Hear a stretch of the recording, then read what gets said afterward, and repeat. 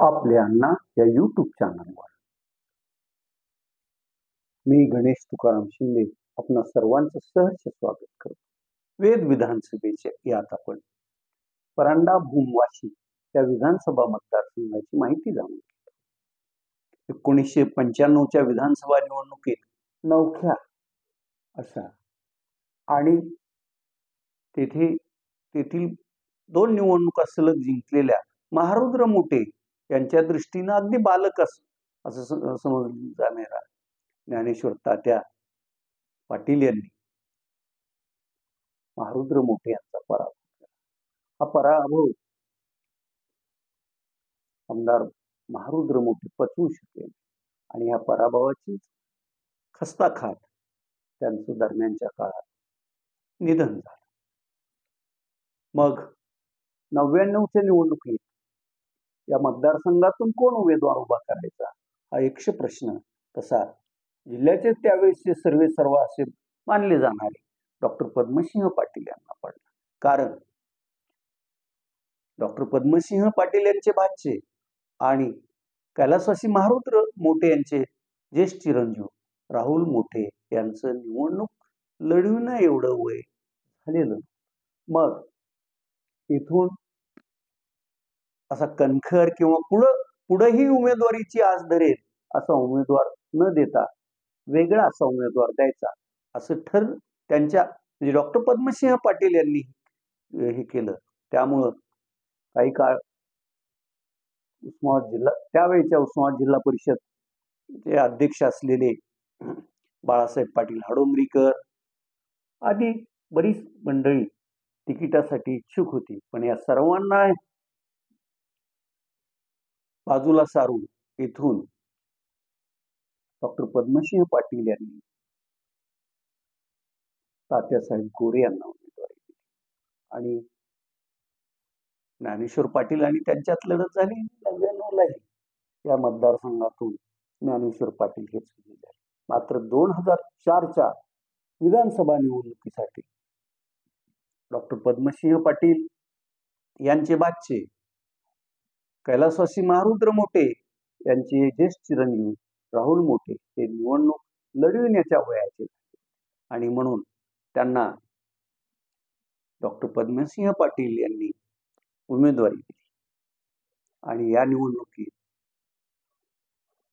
राहुल महारुद्र मोटे यांनी सलग 2 वेळा या मतदारसंघातून विजयी झालेल्या शिवसेनेच्या ज्ञानेश्वर पाटील यांचा पराभव केला। पुढे 2009च्या विधानसभा निवडणुकीत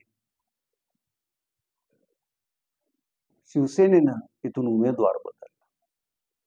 या निवडणुकीसाठी इंदापूरचे रहिवासी असलेले आणि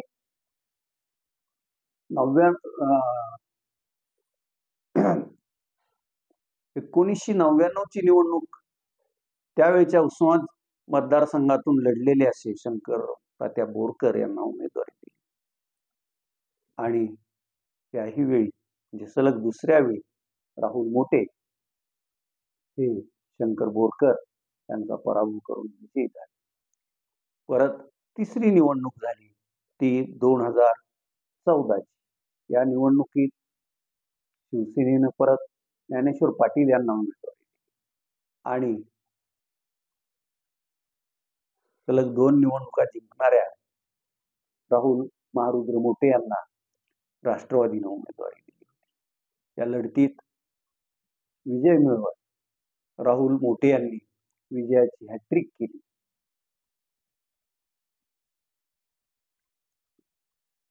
त्यामुळे मग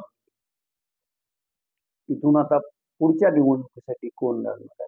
दरम्यानच्या काळात माढा तालुक्यातील वाकाव येथील आणि पुण्यातच सर्व आपला व्यवसाय आणि इतर सगळं करणारे असे प्राध्यापक तानाजी सावंत यांनी भैरवनाथ साखर कारखान्याच्या रूपाने धाराशिव जिल्ह्यात आणि त्यात परांडा तालुक्यात प्रवेश केला।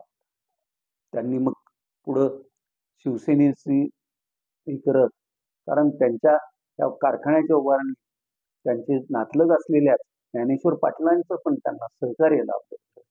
आणि मग 2019च्या विधानसभा निवडणुकीत या मतदारसंघातून शिवसेनेनं ज्ञानेश्वर पाटील, शंकर बोरकर आदी आपल्या जुन्या शिवसैनिकांना डावलून या मतदारसंघातून काही काळ देवेंद्र फडणवीस यांच्या मंत्रिमंडळात मंत्री असलेल्या तानाजी सावंत यांना उमेदवारी दिली आणि ही निवडणूक राहुल मोठे विरुद्ध तानाजी सावंत अशी चुरशीची झाली आणि या निवडणुकीत तानाजी सावंत यांनी विजयाचा चौकार राहुल मोठेंना मारू दिला नाही आणि तानाजी सावंत यांनी राहुल मोठेंचा पराभव केला. आता या निवडणुकीत काय होणार याकडे सर्वांचं लक्ष असणार आहे. कारण 2024च्या लोकसभा निवडणुकीत या मतदारसंघातून जरी तानाजी सावंत शिवसेना उद्धव बाळासाहेब ठाकरे पक्षात नव्हते तरीही शिवसेना उद्धव बाळासाहेब ठाकरे पक्षाचे लोकसभेचे उमेदवार असलेले ओमप्रकाश भूपाल सिंह उर्फ पवनराजे निंबाळकर यांना महाविकास आघाडीचे उमेदवार म्हणून या मतदारसंघातून या विधानसभा मतदारसंघातून तब्बल 81,000च्या वर मताचं मताधिक्य मिळालं आहे. आणि ह्या मताधिक्यावर आता या निवडणुकीत महाविकास आघाडीत पण उमेदवारासाठी रस्सीखेच सुरू आहे. तर तिकडं शिवसेना एकनाथ शिंदे गटात विद्यमान तेथील आमदार असलेले आणि राज्याचे मंत्री असलेले तानाजी सावंतच उमेदवार असणार हे नक्की असलं तरी लढत कशी होणार आणि मग त्यात कोणाचं काय होणार हे ज्यावेळेस प्रत्यक्ष निवडणूक होईल त्याच वेळेस आपल्याला कळेल. तुर्तास एवढंच. धन्यवाद.